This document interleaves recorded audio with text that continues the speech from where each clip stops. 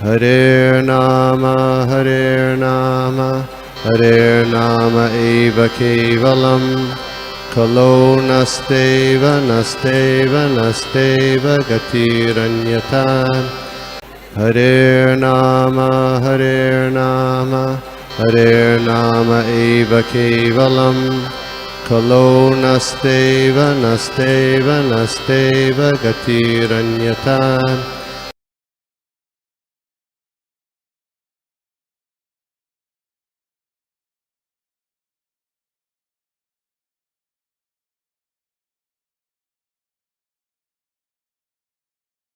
ओम ज्ञानतिमिरान्धस्य ज्ञानाञ्जनशलाकया चक्षुरुन्मिलितं येन तस्मै श्रीगुरवे नमः। श्रीचैतन्यमनोभीष्टं स्थापितं येन भूतले स्वयं रूपकदामयं ददाति स्वपदान्तिकं।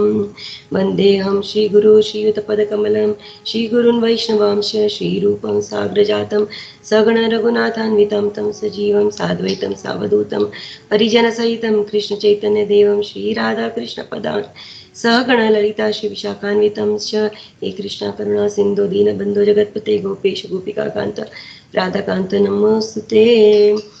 तप्त कांचन गौरांगी राधे वृंदावनेश्वरी वृषभानुसुते देवी प्रणमामि हरिप्रिये वाञ्छाकल्पतरुभ्यश्च कृपा सिन्धुभ्येव च पतितानां पावनेभ्यो वैष्णवेभ्यो नमो नमः। जय श्री कृष्ण चैतन्य प्रभु नित्यानंद श्री अद्वैत गदाधर शिवासादि गौर भक्तवृंद हरे कृष्ण कृष्ण कृष्ण हरे हरे हरे राम राम राम हरे हरे। नारायणं नमस्कृत्य नरं चैव नरोत्तमं देवीं सरस्वतीं व्यासं ततो जयमुदीरयेत्। नष्टप्रायेषु भद्रेषु नित्यं भागवत सेवया भगवती उत्तमश्लोके भक्तिर्भवति नैष्ठकी। हरे कृष्ण कृष्ण कृष्ण हरे हरे हरे राम राम राम हरे हरे। तो आज के जो श्लोक है वो श्रीमद् भागवतम के पहले स्कंद के 17वें चैप्टर के 2 श्लोक है 26 और 27। तो ये दोनों श्लोकों के बारे में हम लोग आज थोड़ी चर्चा करने की कोशिश करेंगे। तो श्लोक इस प्रकार है, इयं च भूमिर्भगवता न्यासितोरुभरा सती श्रीमद्दिस्तत्पदन्यासै सर्वतः कृतकौतुका। अब ये जो श्लोक है इसमें केवल अनुवाद है, तो मैं ये अनुवाद पढ़ लेती हूँ।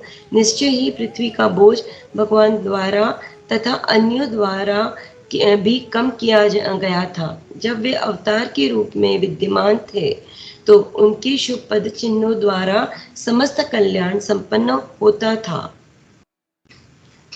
27वां श्लोक, शोचत्य शुकला साध्वी दुर्भगे वोञ्जिता सती अब्रह्मण्या नृप व्याजाः शूद्रा भोक्ष्यन्ति मामिति। अनुवाद, अब यह सती दुर्भाग्यवश भगवान द्वारा परित्यक्त होने के कारण अपने नेत्रों में अश्रु भरकर अपने भविष्य दैट इज भाग्य के लिए शोक कर रही है, क्योंकि अब वह शासक के जैसा स्वांग करने वाले निम्न जाति के पुरुषों द्वारा शासित तथा भोग्य है। हरे कृष्णा। श्रील प्रभुपाद की जय, गुरु महाराज की जय। तो आज इन दोनों श्लोकों के बारे में हम चर्चा करेंगे और मैं कोशिश पूरी करूंगी कि प्रभुपाद ने जो कहा है और जो सीनियर डिवोटीज से जो भी सुना है उसी को मैं दोहरा सकूं, क्योंकि मेरे में इतनी क्षमता नहीं है कि मैं अपनी तरफ से कुछ और बोल भी पाऊँ। अगर वो ना हो तो मैं शायद बिल्कुल ही आज का क्लास नहीं कर पाती, क्योंकि अगर आप देखो तो ये श्लोक की एक बहुत बड़ी पेक्युलरिटी, एक तो पहला जो श्लोक है 26वां, उसके अंदर केवल अनुवाद है, उसके अंदर तात्पर्य है नहीं, और दूसरा जो है उसके अंदर तात्पर्य दिया गया है। तो जब मैं ये श्लोक के बारे में सुन रही थी तब इतनी गहरी बातें इसके अंदर की गई है, तो वो जो मैंने सुनी है और जो पढ़ी है वो आज मैं आपको बताना चाहती हूँ। तो ये पूरा श्लोक जो है ये इट इज डीलिंग विथ धरती माता, और ये पूरा जो चैप्टर है ये चैप्टर कली के बारे में है, तो कली को जो भी रिवॉर्ड्स एंड पनिशमेंट है उसके बारे में। और तो इसके अंदर कुछ कुछ बहुत इंपॉर्टेंट वर्ड्स हैं, जैसे धरती यानी धरणी, धरणी जो है वो धरती माता है। बुल जो धर्म का प्रतीक है, शूद्र शासक, ये सारे जो है ये बहुत सारे इम्पोर्टेंट वर्ड्स है, और इसी के बारे में गहराई से हम आज थोड़ा जानने की कोशिश करेंगे। और इनके साथ हम लोग और भी महत्वपूर्ण बातें करेंगे, जो है भगवान के बारे में, उनके पद चिन्हों के बारे में, और उससे हमारा कल्याण कैसे हो सकता है। तो जैसे तात्पर्य में कहा गया है कि क्षत्रिय अर्थात पीड़ितों की रक्षा कौन करेगा? जो भी प्रशासक होते हैं, राज्य में जो भी उनका वर्चस्व होता है, या जो निमित्त किया गया होता है जो शासन करेगा। जैसे आज हम देखते हैं कि इंडिया में कौन है, तो वो हम देखते हैं कि मोदी अपने पूरे राज्य का शासन कर रहे हैं, उसका पूरा कार्यविधि को चला रहे हैं। पर उसके साथ क्या हो जाता है, क्या सारे लोग धर्म के साथ साथ चल रहे हैं? तो हमें ये पता नहीं कि शायद सब चल रहे या नहीं, पर हाँ फिर भी के काफ़ी जगहों पर हमें पता चलता है कि काफ़ी लोग इसकी सहायता करते हैं, और काफ़ी जो होते हैं जो इसके अगेंस्ट होते हैं। ओके, तो जब राजा सशक्त हो और एकदम बलवान हो, तो क्या होता है कि राज्य का कारोबार अच्छी तरह से चल जाता है, और जो भी निर्बल लोग हैं, या जो भी और जो भी उसके ऊपर निर्भर है, वो लोग अपनी सुरक्षा के लिए डरते नहीं है, क्योंकि उनको पता है कि हमारा जो लीडर है वो बहुत स्ट्रांग है, तो वो डरते नहीं है, और उनको ये भी पता है कि वो अच्छा है। पर अब हम जैसे देख रहे हैं कि जैसे जैसे 4 युग आगे आगे बढ़ते जा रहे हैं, तो वैसे वैसे हम देख रहे हैं कि धर्म का विनाश होते जा रहा है। धीरे धीरे धीरे धीरे धर्म की एक एक एक एक चीजें जो है, 4 महत्वपूर्ण बातें जो उसमें से 3 जो बहुत ही इम्पोर्टेंट है वो तो नहीं रहे, और केवल एक ही चीज आज के कलयुग में बहुत प्रबल है। तो हम वो आगे जानेंगे कि क्या है। तो बेसिकली इस तात्पर्य का मूल भूत परिभाषा जो दी गई है, वो राज्य या प्रशासक के गुण और उनकी विशेषता क्या है, उससे हमें ये पता चलता है, और ये क्या होती है वो हमें ये पर्टिकुलर श्लोकास बताते हैं। आज की परिस्थिति और एनवायरनमेंट या परिवेश जो कहते हैं, जो भी हमारे आसपास हो रहा है, उसमें देखकर हम ये अनुमान तो लगा ही सकते हैं कि जो कुछ हो रहा है इसमें अगर हमें थोड़ा आधार किसी का मिल जाए, तो वो कितना प्रबल और कितना हमें सहायता कर सकता है। तो ये जो हमें सपोर्ट या गाइडेंस चाहिए, वो हमें कहाँ से मिल सकता है? तो ये भगवत कृपा, और जो भी प्रभुपाद जैसे जो बड़े बड़े आचार्य हैं, उनकी कृपा से आज हम भागवतम के ये श्लोक पढ़ पाते हैं, और इसी से हमें वो सपोर्ट या गाइडेंस मिल सकता है। तो ये श्लोक जो है बहुत महत्वपूर्ण है, और स्पेशली इस परिस्थिति, आज की जो परिस्थिति है, उससे तो बहुत अच्छी तरह से मेल खाते हैं, क्योंकि हम कलयुग को देख रहे हो कैसे आगे बढ़ रहा है। आज हम कितनी सारी चीज़ों को देखकर एकदम घबरा जाते हैं कि भाई ये ऐसे अगर हो रहा है तो आगे और क्या होगा, क्योंकि हमें ये बताया गया है कि ये तो कलयुग की शुरुआत है। तो अगर शुरुआत ही ऐसी है तो आगे जाके तो और कितनी तकलीफें और होगी, और कितना अन्याय होगा, और सारे जो भी उसकी देखभाल करने वाले हैं, जो भी उसके प्रशासक हैं, the one who are taking care, वो कैसे होंगे पता नहीं। तो हमारे आगे की पीढ़ियों का क्या होगा? तो यही शास्त्रों की सुंदरता है कि भगवत गीता और भागवत, श्रीमद् भागवतम जो भगवान की वाणी है, वो बहुत ही अत्यंत ही उपयोगी है। इसलिए हम लोग हमेशा कहते हैं कि अगर बच्चे को आप ये स्कूल के माध्यम से ये मटेरियल या ये जो भी भौतिक ज्ञान है वो देना चाहते हो तो दो, पर उसके साथ साथ भगवत गीता और भागवतम भी पढ़ाना बहुत ही अनिवार्य है, बहुत ही ज़रूरी है। क्योंकि ये जो भौतिक जगत में वो लोग पढ़ने वाले हैं, वो सारी जो बुक्स है, वो सारी जो पुस्तकें हैं, वो ज्ञान देगी, पर वो ज्ञान जो है वो टेम्पररी है, दैट इज नॉट परमानेंट।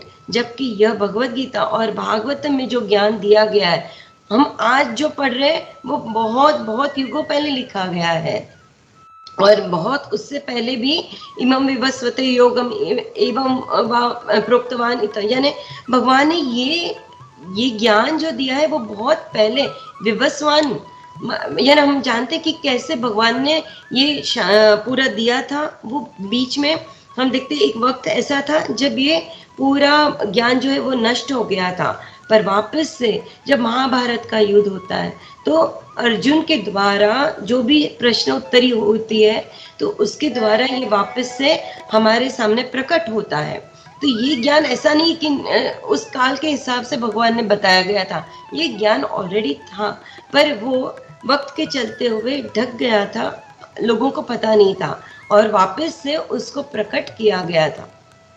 तो ऐसा नहीं है कि यह दिव्य वाणी या ये शास्त्र सिर्फ पुराने जमाने के लिए है, पर ये आज भी उतने ही उपयुक्त है, और आज भी इस आधुनिक काल में भी हमारा इतना ही मार्गदर्शन करते हैं। तो मैं अपना एक एक्सपीरियंस कहना चाहती हूँ कि यानी कभी कभी हम लोग भगवत गीता पढ़ना चाहते हैं, और बहुत बार ऐसा होता है कि हम पढ़ते हैं और जैसे मेरा बेटा मुझे कह रहा था कि मुझे लगता है मुझे ना नोट्स बनानी चाहिए। तो क्यों? क्योंकि पहला चैप्टर पढ़ते हैं और अगले पर जब जाते हैं तो पहला वाला तो पूरा भूल जाते हैं, दूसरा पढ़ते हैं तो पहला वाला सब हमारा जो है ज्ञान वो है या नहीं हमें पता नहीं होता है। तो इसीलिए भगवान कहते हैं कि ये जो दो ग्रंथ है वो तो हमको जीवन भर पढ़ते रहना है। ऐसा नहीं कि एक बार पढ़ लिया और खत्म, उसके बाद कुछ नहीं। हर बार जब हम ये भगवत गीता या भागवतम पढ़ते हैं तो उसके अंदर की गहराइयों में हम जा सकते हैं। हम जितना ही इसका श्रवण करते हैं तो उतना ही हमें इसके बारे में और अच्छी तरह से पता चलता है। इसीलिए हम लोग बार बार कहते हैं कि श्रवणम करते रहना चाहिए, और श्रवणम करने के बाद उसका मननन और उसका उसको उपयोग में भी लाना है। तो जैसे मैं किसी से मिली थी तो आई वॉज सो इम्प्रेस्ड कि वो भगवत गीता को अपने जीवन में पूरा घुल चुके हैं। यानी वो एक एक लाइन के बाद वो बताते हैं कि तुम्हें पता है ऐसा क्यों है, तो चलो हम लोग भगवत गीता में देखते हैं क्यों ऐसा है, और वो बिल्कुल वो पर्टिकुलर श्लोका का नंबर बताते हुए उस श्लोक को कोट करते हैं। तो उन्होंने अपने जीवन में भगवत गीता को कितनी अच्छी तरह से उतारा है। तो उनको देखकर इतना मुझे अच्छा लगा कि यानी ये जैसे कर रहे हैं हमें भी तो वही करना है, चाहे पूरा जीवन लग जाए, पर हमारा उद्देश्य यही होना है कि बाकी की चीजें जो हमारे साथ रहती है, बहुत सारी बातें होती है जो हमारे लिए उपयोगी ना भी हो तो भी हमारे दिमाग में रह जाती है। तो उन सबको निकाल के अगर हम भगवत गीता और भागवतम के श्लोक, उनके अनुवाद और आचार्यों की वाणी को अगर याद रख सके तो अपना जीवन बिल्कुल ही सफल हो जाएगा। और हमें अगर मार्गदर्शन चाहिए तो केवल ये दो जो ग्रंथ है वो हमारे लिए काफी है। उतना ही नहीं, हम लोग और भी आगे बढ़ के और भी जो भी ग्रंथ हमारे लिए दिए हैं, जैसे एक तो भागवतम और भगवत गीता हुआ, एक चैतन्य चरितामृता जो है, भक्ति रसामृत सिंधु, ऐसे बहुत सारी छोटी छोटी ग्रंथ है हमारे लिए जिनका हम आधार ले सकते हैं, जहाँ पर भगवान की लीलाओं का, उनके भक्तों का, उनके रूप, उनके गुण के बारे में वहाँ पर उनका वर्णन किया गया है। तो ये जो है ग्रंथ, इसीलिए कहते हैं कि इसके अंदर कोई मिलावट नहीं है, ये बिल्कुल प्योर है, अमल है, और यही हमारा मार्गदर्शन कर सकते हैं। तो शास्त्र को अगर हम लोग अपने जीवन में, जैसे हम जहाँ भी रहे, हमारे पास अपनी भगवत गीता होनी ही चाहिए, because that is the manual of life, और वो हमें सदैव सत्य के बारे में बताएंगे। तो हम जानते हैं कि इस अध्याय में कली को दंड और पुरस्कार के बारे में, उसके बारे में कहा गया है। तो ऐसा होता है कि महाराज परीक्षित देखते हैं कि राजा के वेश में, एक बहुत अच्छे वेश में कोई इंसान है और वो क्या कर रहा है, एक बैल और एक गौ को माता पर अत्याचार कर रहा है, उनको मार रहा है। और इतनी बुरी तरह से कि वो जो बैल है वो अपने चारों पैरों में से 3 पैर खो बैठा है। अब वो केवल एक ही पैर के बल पे खड़ा है। और गौ माता जो है, धरती या धरणी जो है, वो इस परिस्थिति में बहुत ही दुखी है, बहुत ही दीन और बहुत ही दुखी है।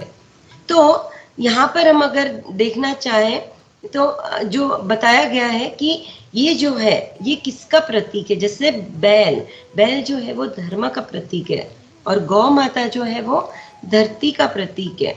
और ये जो मार रहा है उनको, जो बहुत ही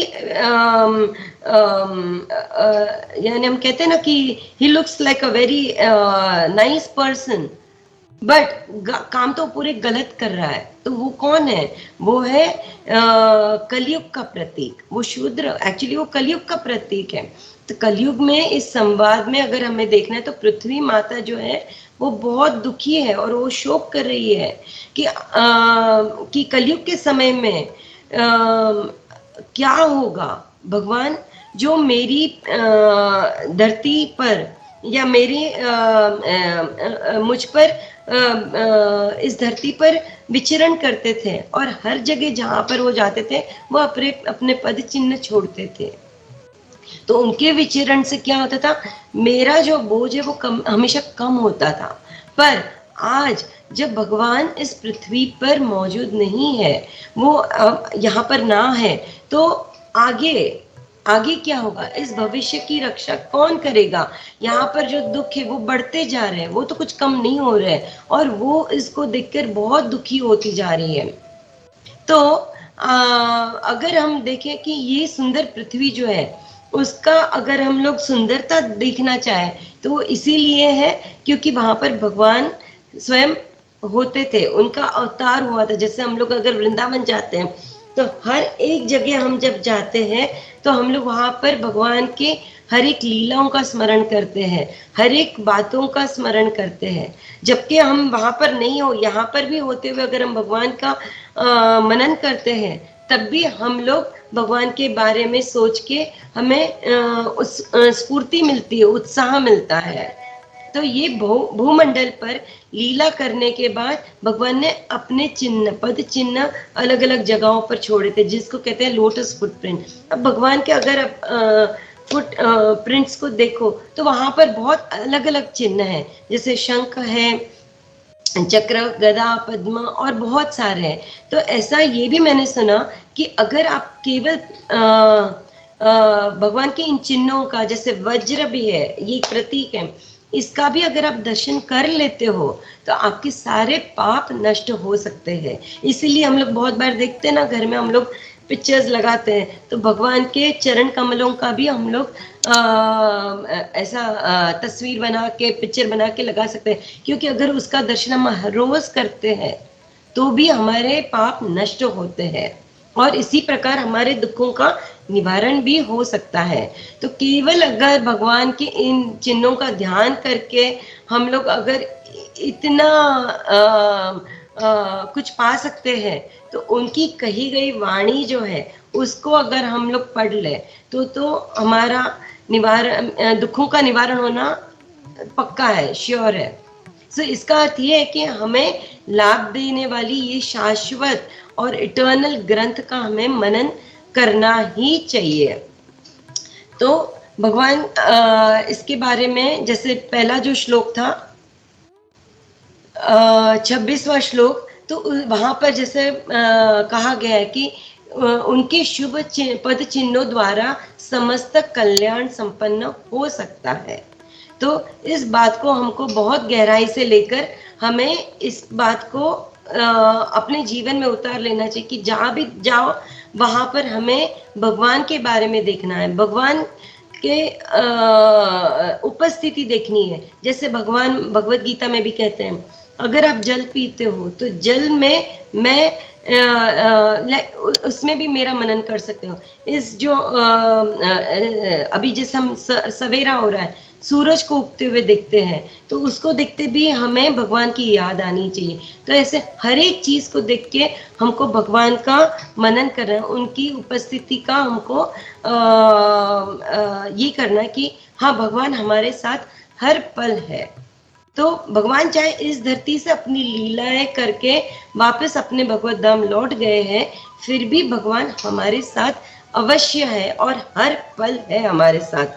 तो हमें शोक करने की जरूरत नहीं है। बट हाँ, फिर भी भगवान जब स्वयं थे तो हर एक चीजों में एक लाइफ थी। There was so much of activity happening और सारे लोग बहुत खुश थे।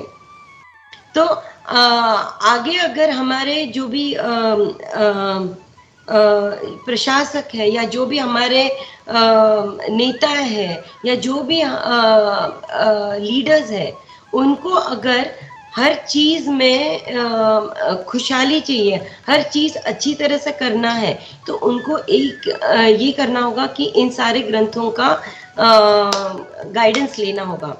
So they have to make it as this has to be something which is to be always there। इसीलिए प्रभुपाद ने हमेशा कहा है कि नित्यम भागवत सेवया। नित्यम यानी बस आज 1 घंटा कर लिया फिर अगले हफ्ते 1 घंटा करेंगे, ऐसे नहीं। नित्यम हमेशा हर पल करते रहो भगवान का स्मरण। ओके, तो इसीलिए हम लोग चैंटिंग भी बार बार करते हैं। That is the way we sharpen our skills. What is the skill? That how do we go back to Godhead. तो भगवान हर जगह हर पल होते हैं, पर उनको जानना है तो हमें अपने आप भी थोड़ी बहुत मेहनत करनी होगी। तो as I said, sharpen our skills. Sharpen our skills यानी क्या करना है? हर रोज इन सारे ग्रंथों का हमें पढ़ना है, हमें चैंटिंग करना है। इस कलयुग की स्थिति को अगर हम देखें, अगर हम इन जो प्रतीक है, जैसे धर्म जो है या धरती जो है और ये शूद्र जो कलयुग का प्रतीक है, अगर इसके द्वारा देखें तो भागवत में कहा गया है कि बैल ने अपने 3 पैर खो दिए थे। और ये 3 पैर जो है तो वो एक्चुअली 4 पैर है। 4 पैर कौन से है? तपस्या, देन स्वच्छता, दया और सही सिद्धांतों पे चलना। ओके, तो ये चारों में से 3 पैर तो चले गए। सो ऐसा प्रतीत है कि अहंकार पर स्त्री की प्रतिभासना और नशे के रूप में व्यक्त अधर्म के कारण अपने 3 पैर टूट गए। तो यहाँ पर वो बताते हैं कि क्यों ये 3 पैर निकल गए या टूट गए या नहीं रहे अभी। वो इसीलिए क्योंकि अहंकार और पराई स्त्री के प्रति वासना रखना, नशे के रूप में व्यक्त रहना, अधर्म के कारण अपने 3 पैर वो खो बैठते, नहीं रहते। अब केवल एक ही पैर है। तो भक्ति जीवन में 4 नियम है और वो चारों नियमों का हमें पालन करना है, क्योंकि ये चारों नियम जो है ये चारों सिद्धांतों की रक्षा करते हैं। तो पहला नियम क्या है कि हमें मांसाहार नहीं करना है, नो मीट ईटिंग। ओके, यानी कोई निर्दोष प्राणी के ऊपर अत्याचार ना करे। दूसरा जो है पराई स्त्री के साथ हमें एसोसिएट नहीं करना है। It goes for both the genders actually. द्यूत नहीं करना है, यानी नो गैम्बलिंग, और नशा नहीं करना है, दैट इज नो इंटॉक्सिकेशन। तो कली महाराज को रहने के लिए ये चारों स्थान दिए गए थे। पर हम जानते हैं, पहले भी श्लोका में बताया गया होगा कि ये चारों स्थान केवल इनाफ नहीं थे, इसलिए वो और भी जगह मांगते हैं। तब जाके उनको 5वीं और एक जगह मिलती है, और वो है सोना यानी गोल्ड। तो जहां पर जरूरत से ज्यादा सोना इकट्ठा हो जाएगा तो वहां पर कली का निवास हो ही जाएगा, पक्का हो जाएगा। पर यही सोना, यही गोल्ड अगर हम लोग सही मायने में इसका उपयोग करें, जैसे भगवान के कार्य में, बहुत लोग भगवान की मूर्तियां जो है, हम लोग जो डेटी वर्शिप करते हैं, तो हम लोग जो सेवा करते हैं तो उसके लिए भी गोल्ड यूज करते हैं, भगवान के जो आभूषण है उसके लिए भी सोने का उपयोग करते हैं, मंदिर के लिए तो अलग अलग तरीके से यूज कर सकते हैं, ऐसे नहीं कि बिल्कुल नहीं, बट उसका उपयोग सही होना चाहिए। पर जब जरूरत से ज्यादा हम इकट्ठा कर लेते हैं तो वहां पर कली का वास हो जाता है। और इसी से हम देखते हैं कि कलयुग में इस जगत में क्या होता है, जो भी दुख है उसका वास्तव में अगर देखा जाए तो ये चारों चीजों से ही उत्पन्न होती है, जो ये चार सिद्धांत कहे गए, और ये पांचवी एक है सोना या गोल्ड। तो इतनी सारी बातें हैं कलयुग में तो हम अगर देखने चाहे आज अभी तक हमने जितनी बातें की तो ऐसा लगता है भाई कलयुग तो बिल्कुल ही खराब है, कलयुग में तो रहना ही नहीं चाहिए, अभी के अभी हम लोग को कलयुग खत्म हो जाना चाहिए। पर क्या कलयुग इतना बुरा है? तो भगवान अपने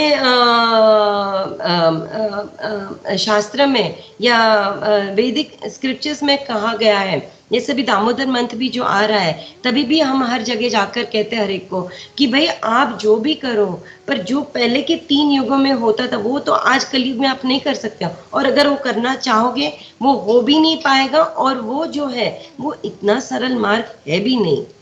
तो कलयुग में क्या कर सकते हैं? तो कलयुग में भगवान कहते हैं कले दोष निधे राजन अस्ति ही एको महागुणान कीर्तनाद एव कृष्णस्य मुक्त संग परम व्रजेत। ओके, तो भगवान क्या कहते हैं, कलयुग जो है इसमें कितने भी दोष होने दो, कितना भी कंटामिनेशन होने दो, फिर भी ये जो युग है ये सबसे सरल युग है। किस लिए? अगर आपने अगर सोच लिया कि मुझे वापस से भगवान के धाम जाना है, वापस जहां से मैं आई हूँ वही वापस जाना है, तो मैं बहुत आसानी से जा सकती हूँ, बहुत सरल है मार्ग। क्या है वो? केवल कीर्तनादेव कृष्णस्य, कृष्ण का कीर्तन करते रहो, मुक्त संग परम व्रजेत। तो the self realisation, I'll just read it in English. I have it in front of me. The most important factor in this age of Kali Yuga, which is an ocean of faults, is that one can be freed from all the contaminations and become eligible to enter the kingdom of God simply by chanting the holy names. इसीलिए हम जपा करते हैं। और एक चीज मुझे बहुत अच्छी, मैं रोमापत स्वामी के इसमें पढ़ रही थी कि हम लोगों को कलयुग के लिए प्रभुपाद ने कहा गया है तुम और कुछ करो नहीं करो, पर जपा के ऊपर बहुत जोर दिया है कि आप जपा करो। तो व्हाट इज जपा? कोई बता सकता है जपा यानी क्या? हरे Krishna, Hare Krishna. Chanting the glories, मतलब भगवान को याद करना, glorifying Lord through His holy name. Great, very nice, Prabhuji. Thank you so much. Yes, glorifying the Lord through His names. Okay. तो रोमापत स्वामी महाराज और एक चीज बहुत गहरी बात कहते हैं, और उन्होंने क्या कहा कि जपा यानी क्या? इसमें 2 शब्द है, ज और प। तो ज यानी जन्म और प यानी पाप। तो जब हम जो ये इसमें इतनी पावर है, इतनी ताकत है ये हरे कृष्ण महामंत्र में कि आपको ये जन्म और पापों से मुक्त करा सकता है, पूरी तरह से मुक्त करा सकता है। इसीलिए इस कलयुग में हमें प्रभुपाद ने कली संतरण उपनिषद में से ये श्लोका का मनन करने के लिए कहा गया है। इसके ऊपर हमें बिल्कुल मनन करना है, बिल्कुल हमारा ध्यान उसके ऊपर होना चाहिए। और वो क्या मंत्र है? हरे कृष्णा कृष्ण कृष्ण हरे हरे, हरे राम राम राम हरे हरे। तो ये जो है, ये चैतन्य महाप्रभु ने हमें ये श्लोक दिया, ये मंत्र दिया, और प्रभुपाद ने भी बहुत जोर दिया है कि आप ये जपा करो ताकि हम ये जन्म और ये पापों के जो चक्कर है, तो इन चक्र में से हमको छुटकारा मिल सकता है। तो जपा वही है जो हमें जन्म और पाप से मुक्त कर सके, और इसीलिए इस मंत्र का हम लोग जप करते हैं जो कली संतरण उपनिषद में है। ठीक है। और अगर हम लोग और कुछ ना करें, और कुछ तो हमें पता ही नहीं, यानी क्या करना चाहिए क्या नहीं करना चाहिए। तो इसीलिए कि हम लोग ना भी चाहे तो बहुत बार पाप कर बैठते हैं हम लोग। कभी बहुत बार होता है कि हम ना चाहते हुए भी हमसे पाप हो जाता है या गलत चीज हो जाती है, तो फिर उसका उपचार क्या है, उसके लिए हम लोग क्या कर सकते हैं। तो in this age of quarrel and hypocrisy, the only means of deliverance is chanting of the holy names of the Lord, and there is no other way, no other way, no other way। जिससे ब्रह्मा बृहद नारदीय पुराण में कहा गया है, हरे नाम हरे नामैव केवलम कलौ नास्तेव नास्तेव नास्तेव गतिर अन्यथा। तो आज एकादशी के दिन हम लोग जितना हो सके उतना हम लोग भगवान के नाम के ऊपर मनन करेंगे, उस मंत्र का जाप करेंगे जो हमें जन्म और पापों से बिल्कुल मुक्त कर सकता है। उसके अंदर इतनी पावर है। तो इसलिए भगवान ने, अगर भगवान स्वयं ना भी हो इधर तो भी वो यहाँ पर प्रस्तुत है। जैसे मैंने कहा, सूर्य को देख के हमें प्रतीत होता है कि भगवान है, इस जल को देख के हमें प्रतीत होता है कि भगवान है। यहाँ पर हमारे घर में हम डेटी वर्शिप करते हैं तो हमारे सामने साक्षात भगवान खुद है। तो हम लोग बहुत बार देखते हैं कि अगर आप सेवा में रहते हो भगवान की, तो you can see how the Lord reciprocates, right. तो कभी कभी हमें ये भी दिखता है कि भगवान एक स्माइल कर रहे होते हैं।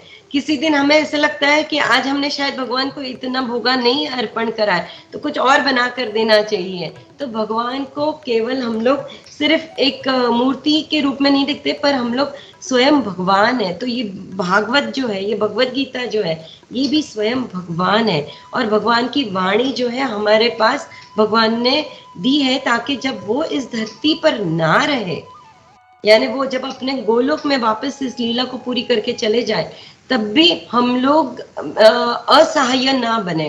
ओके। और हम लोगों को भगवान का हमेशा साथ रहे। ओके। तो भगवान कहते हैं नमे भक्त प्रणश्यति कौन्तेय प्रति जानीहि नमे भक्त प्रणश्यति। तो जब भगवान कहते हैं कि boldly you can express and you can shout out and say that मेरा भक्त का कभी नाश नहीं होगा। that is what he's telling arjuna. तो तभी तो वो स्वयं है उधर। तो आज भी यही उनकी वाणी जो है ये सच है कि वो हमारे साथ है और उनके भक्तों का नाश नहीं हो सकता है। इसीलिए जब धरती माता दुखी होती है, धरती माता जब देखती है कि बैल को इतनी बुरी तरह से मारा गया है कि वो केवल एक ही पैर पर है और वो भी खुद बहुत पीड़ित होती है, तो वो सोचती है कि अब क्या होगा। तो हमें कभी ये डर नहीं होना चाहिए। कभी भी एक बात याद रखनी चाहिए कि भाई भगवान स्वयं हर जगह है, हर परिस्थिति में भगवान हमारे साथ है। तो जैसे तात्पर्य में कहा गया कि क्षत्रिय या वह व्यक्ति जो पीड़ितों की रक्षा करने योग्य है, राज्य पर शासन करने के लिए अप्रशिक्षित निम्न वर्ग के पुरुषों या पीड़ित की रक्षा करने का महत्वाकांक्षा के बिना पुरुषों को प्रशासक की सीट पर नहीं रखा जा सकता है।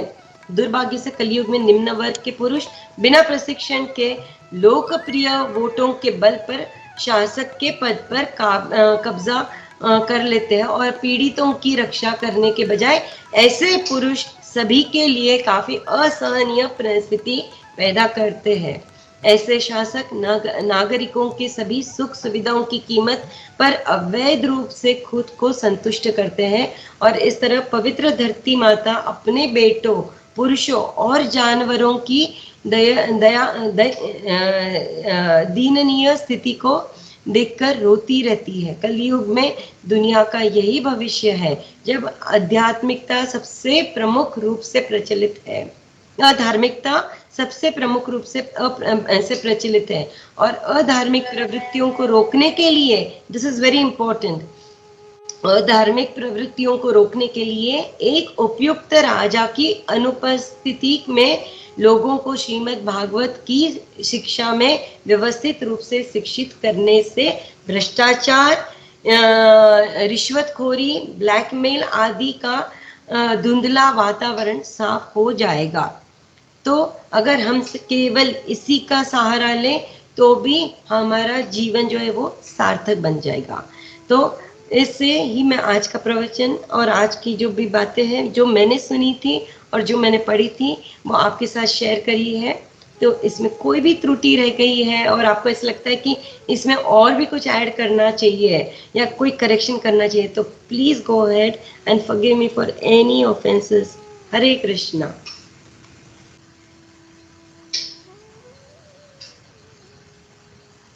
हरे कृष्णा माता जी, दंडवत प्रणाम। Hare thank you Krishna. माता जी, thank you for the wonderful class माता जी। बहुत अच्छा क्लास था। और आपका जो पॉइंट था कि हम भगवान को हर वक्त याद कर सकते, जैसे आपने कहा पानी पीते वक्त वगैरह, तो इट इज रियली, कभी कभी सोचता हूँ कि लॉर्ड को याद करना इतना इजी है, फिर भी हम लोग बोलते हैं कि हम लोग माया में है, माया में है। इसका मतलब माता जी एक ही है कि हम प्रभुपाद के बुक्स नहीं पढ़ रहे, क्योंकि प्रभुपाद का अगर बुक पढ़ेंगे तो इट इज, जैसे आपने कहा, it is so easy to remember Krishna every moment every second. तो थैंक यू माता जी। इससे I will make it sure, आपका आज क्लास से टेक अवे है मेरे लिए कि remembering Krishna is the most easiest thing. अगर हम माया को रिमेम्बर करें, मतलब हम कुछ तो प्रभुपाद का दिया हुआ ज्ञान सही से, रीडिंग सही से नहीं कर रहे। तो थैंक यू माता जी, ये पॉइंट मेरे लिए बहुत हेल्प करेगा आपकी वजह से। Thank you so much. Hare Krishna, धन्यवाद। हरे कृष्णा। प्रभु जी आपने ये जो बात कही ना, this is true for most of us. तो निताई सेविनी माता जी ने एक बार बताया था कि जब हम भगवान को ना याद करते हुए ज्यादा अगर हम इस भौतिक संसार को याद कर रहे हैं, यानी समझ लेना कि हमारा जो एसोसिएशन है वो भगवान के साथ ज्यादा नहीं है पर माया के साथ ज्यादा है। इसीलिए हम लोग इतना कोशिश करनी पड़ती है हमें। तो ये सिर्फ आपके लिए नहीं, ये तो भगवान की कृपा है कि यानी मैं कुछ बोल पाई हूँ, वरना परिस्थिति सुधारने की जरूरत तो मुझे भी है।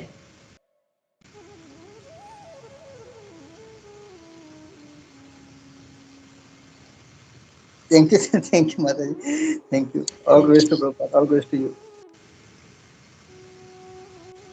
हरे कृष्णा माता जी, दंडवत प्रणाम। माता जी आपका क्लास बहुत अच्छा था, और जैसे अभी सूरत माधव प्रभु ने जो पॉइंट उठाया तो माता जी वो भी पॉइंट बहुत अच्छा था, और आपने जो एक्सप्लेन किया कि हम लोग, तो मैं हमारे इधर प्रभु जी एक तो बोल रहे थे कि हम लोग ऐसा क्यों नहीं हो सकता, क्योंकि हम लोग जो मटेरियल वर्ल्ड में है, तो हम लोग जो 84 लाख योनि में घूम रहे हैं ना, तो उसमें ही हम लोग भूल गए। तो एक लाइफ टाइम में कितना, मतलब वो प्रैक्टिस प्रैक्टिस प्रैक्टिस प्रैक्टिस करना चाहिए। जैसे अभी सूरत माधव प्रभु ने बताया कि हम लोग प्रैक्टिस ओनली थ्रू शिला प्रभुपाद बुक्स कर सकते हैं और डिवोटी एसोसिएशन। तो थैंक यू सो मच माता जी, आपने और दूसरा पॉइंट मुझे अच्छा लगा, वो जप के बारे में, जन्म और पाप, वो भी पॉइंट बहुत अच्छा था। तो थैंक यू माता जी। हरे कृष्णा, दंडवत प्रणाम। थैंक यू सो मच प्रभु जी।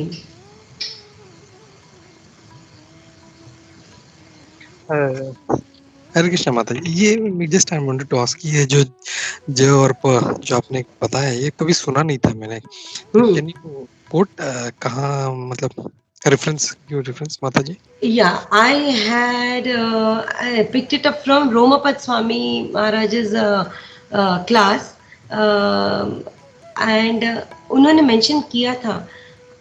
Right now I don't remember exactly, but प्रभु जैसे मुझे, लेट मी चेक, है कोई तो पुराण में इसका वर्णन है प्रभु। Great. But once I get it, I'll let you know, because that was very powerful for me also. कि यानी my God, यानी जपा यानी चैंटिंग द होली नेम्स। आज तक यही मुझे भी पता था कि यानी हम लोग एक मंत्र का जाप करते रहते, बात means repeatedly we are chanting that. But जब पता चला कि इसमें पावर क्या है, तो it was like amazing to know that, you know. Thank So, you माता जी। anyway, Prabhu, I'm not able to find that right, but I'll definitely put that because it was very, very powerful and very interesting. And he has also mentioned that from which Purana it is. No problem माता जी, आप एक बार मिल जाए तो बाद में आराम से शाम Yeah, तक yeah. कल तक प्लीज, बिकॉज ना this is something very different thing we have heard, मतलब कभी सुना नहीं है आज तक ऐसा। ये Yeah. Rompad Maharaj is very great, and बहुत से मतलब क्वेश्चन आंसर्स कर देते रहते, तो he is very philosophical intellectual, so Yeah. Sure मतलब उन्होंने किसी पुराण से लिया हो तो it will be nice if you can share, तो हम लोग भी फिर इसको आगे कोट कर सकते हैं कि फ्रॉम Sure. तो पुराण, so for that purpose, Mataji. Yes, yes, definitely, Prabhuji. Actually, it's my mistake. I should have kept the reference ready. But No, it's okay, ये मुझे Mataji. एकदम एक्चुअली क्या हो गया, ये बोलते बोलते मुझे याद आया क्योंकि मैंने ये कुछ दिन पहले पढ़ा था. Okay, thanks, Mata. Hare Krishna. Hare Krishna. Dandavat. Hare Krishna Gopi Geeta, thank you so much. एकदम जबरदस्त क्लास હતું एंड अभी सॉरी क्लास बहुत अच्छा था, बहुत जबरदस्त, बहुत कुछ सीखने मिला. जैसे अभी भगवान को याद करने का ही जो बात चल रही है, तो सर्वभौम प्रभु का एक सेंटेंस हमेशा याद आता है जो उन्होंने लेक्चर में बोला था कि हम हमेशा बोलते हैं भगवान दया करो, भगवान दया करो. तो दया का उल्टा वर्ड होता है याद. तो हम दया का बोलते हैं लेकिन हम भगवान को इतने याद नहीं करते. तो दया, भगवान दया करो, तो भगवान बोलते हैं मुझे याद करो. तो हमें भगवान को याद करना है तो भगवान हमारे पे दया करेंगे. तो ये हमेशा मुझे याद रहता है. जैसे सूरज दास बाबू ने कहा कि माता जी आवाज नहीं आ रही है. जबकि सब हमारे आंखों के सामने होता है कि कृष्ण की कितनी कृपा है हमारे पे, फिर भी हम जैसे वो बोलते हैं ना, नितेश्वरी माता जी का एक लेक्चर सुना था कि हमारी कोई चीज गुम हो जाती है. जैसे जुने जमाने में कैसे वो हमारे समझो चाबी का जूड़ा बड़े लोगों का गुम हो जाता था, तो वो ढूंढने में मतलब वो भले कोई भी काम करती जाए लेकिन बैक ऑफ द माइंड वो कहाँ रखा होगा, वो कहाँ रखा होगा, वो कहाँ रखा होगा. वैसे वो चाबी का जूड़ा कहाँ पे रखा है वो याद करते हैं. तो उसी तरह जब हम हमारा कुछ काम करते हैं ना, तो मतलब चैंटिंग करते हैं, तब हमें ये बातें याद आती है कि यहाँ हम कुछ भी काम करें तो कैसे वो बात याद आती है कि मैंने वो जूड़ा कहाँ पे रखा है. तो उसी तरह जब हम चैंटिंग करते तो हमारा पूरा ध्यान चैंटिंग में होता है. लेकिन हम लोग क्या करते हैं, जब चैंटिंग करना होगा, भगवान का नाम किसी भी तरह से लेना होगा, तब हमें 10 बातें याद आएगी. लेकिन 10 बातें काम करने के टाइम हमें चैंटिंग का याद नहीं आएगा कि अरे मुझे चैंटिंग करनी है, या मुझे स्पिरिचुअल जो भी लेक्चर हो या कुछ पढ़ने का हो या कुछ भी हो, वो हम नहीं करते. तो जिस तरह कोई चाबी का जूड़ा भूल जाता था कहीं रख के, तो कैसे वो लोग याद करते थे कुछ भी 10 काम के बीच में भी वो मैंने कहाँ रखा होगा. तो उसी तरह हमें हमेशा कुछ भी काम करे ना, लेकिन हमें बैक ऑफ द माइंड हमें भगवान का स्मरण ही करना चाहिए कि जो भी कर रहे हैं उस वो हिसाब से या किसी भी हिसाब से हमें वो भगवान को कंटिन्यू उसी बारे याद करना चाहिए. बट हम पूरा उल्टा करते हैं. जब हमारा काम करते हैं ना, तब हम भगवान को याद नहीं करते, बट जब चैंटिंग करते हैं या कुछ होता है तभी हमें 10 काम याद आते हैं. और ऐसा सबको ज्यादातर अनुभव होगा. और दूसरा ये, जैसे हम भगवान को बोलते हैं दया करो दया करो दया करो, लेकिन हम याद नहीं करते भगवान को इतना. हम भगवान को तब याद करते हैं जब हमारे पे दया की जरूरत होती है. तो सर्वभौम लोगों का ये लेक्चर, ये सेंटेंस बहुत याद आता है. So thank you so much माता जी, बहुत ही अच्छे पॉइंट थे और बहुत सीखने मिला. I will search for that particular thing and I will send it because this is something which is वो जो प्रभु ने पूछा ना जपा के बारे में, I will definitely look for that and send the reference because even I was really like तब मुझे बहुत महसूस हुआ कि यानी जपा कितना इम्पोर्टेंट. प्रभुपाद हमेशा कहते हैं आप लोग और कुछ करो ना करो, कलयुग में केवल जप करो, बस तुमको भगवत प्राप्ति हो जाएगी. और हम लोग बाकी लीलाएं वगैरह सभी पढ़ते हैं क्योंकि उसी का सहारा होता है जिससे we can get even more stronger in our japa. So इसलिए पढ़ना जरूरी है. तो I will find it out and I will definitely share. या Mata ji and Prabhu ji. Yes Mata, thank you. Hare Krishna. Thank you. Thank you, Mata. और we have realized the importance of japa. तो we all were doing our individual japas. तो हम लोगों ने अभी सुबह 5 to 7 अपना ऑनलाइन सेशन शुरू किया है. तो we come together and we are chanting. So it's not compulsory, मतलब 5 बजे आना है, 5 to 7 का विंडो है. तो everybody is coming on their own timings and then they chant few rounds with the devotees. तो वही मुझे अपना जो दुबई का याद आ जाता है. हम लोग सब मंगल आरती के टाइम पे हम लोग जाते थे, वो तिरुपति के टाइम पे सब वहाँ पे जपा करते थे. तो it really reminds me that. So yeah, जपा is very very important in life और उसके ऊपर फोकस देना. बाकी हमारे से कुछ हो ना हो सेवा, जपा हमारा कभी ढीला नहीं पड़ना चाहिए या because बट वहीं पर हम सबसे ज्यादा स्ट्रगल करते हैं शायद. yes and that will give spiritual strength Mataji in our for us base to go ahead in spiritual life. तो इसके लिए मतलब हम लोगों ने ये किया है and some are coming. So जो नहीं आ रहे हैं उनसे सभी से रिक्वेस्ट है प्लीज डू ज्वाइन एंड आपको खुद को मतलब within 1 week 10 days you will feel the difference. Hare Krishna. Thank you माता. Thank you. Thank you.